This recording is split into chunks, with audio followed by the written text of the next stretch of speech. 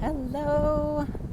I did a little poll on Instagram and the feedback was indecision would be a great subject to do a tapping session on. And I just wanted to do kind of a part one here to talk about indecision.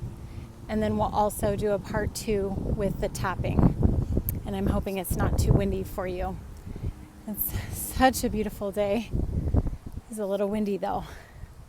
So indecision, I think, is rooted in not trusting ourselves and not being connected. Oh, sorry. Squirrel. Look at this rose. I have to stop and smell the roses, right?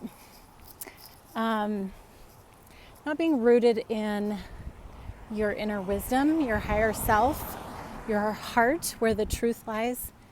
And just a really simple practice that I love to do is just placing my hand over my heart and saying, what is the truth? And you can ask other things too, like, what does my heart say would be best to do in this situation? What is the decision my heart wants? And the other great practice that's really simple is doing a little journaling with your future self or your higher self and just asking your divine self, future self, higher self advice on the situation that you're trying to decide on. It's amazing when I do this with my clients and even for myself, how great the advice is and how it could not be more perfect for the person or for me if I'm doing it for me. And it's all within you. It's so cool. So I just want to empower you for a second here to try those. And maybe you want to try them before the tapping session or after, whatever you feel, whatever your intuition tells you.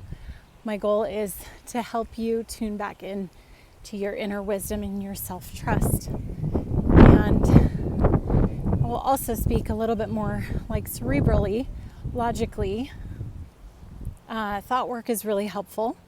Identifying what the circumstance is as a neutral, and then identifying what your thoughts are about this circumstance, and then what feelings that's creating for you, what actions you take when you feel that, and what results are brought when you take those actions. And then you can identify a new thought about that circumstance. And I learned this from Jody Moore and Brooke Castillo. Castillo also talks about the miserable maybes. When you're in that kind of land of miserable maybes and you're oscillating all over the place, driving yourself crazy, and I'm no stranger to this, in that land of miserable maybes, when you're just feeling so indecisive and you're drawing it out or procrastinating it, and it's just making you miserable. Sometimes it's better to just honor what you're feeling. I'm sorry, it's going to be loud in a second here.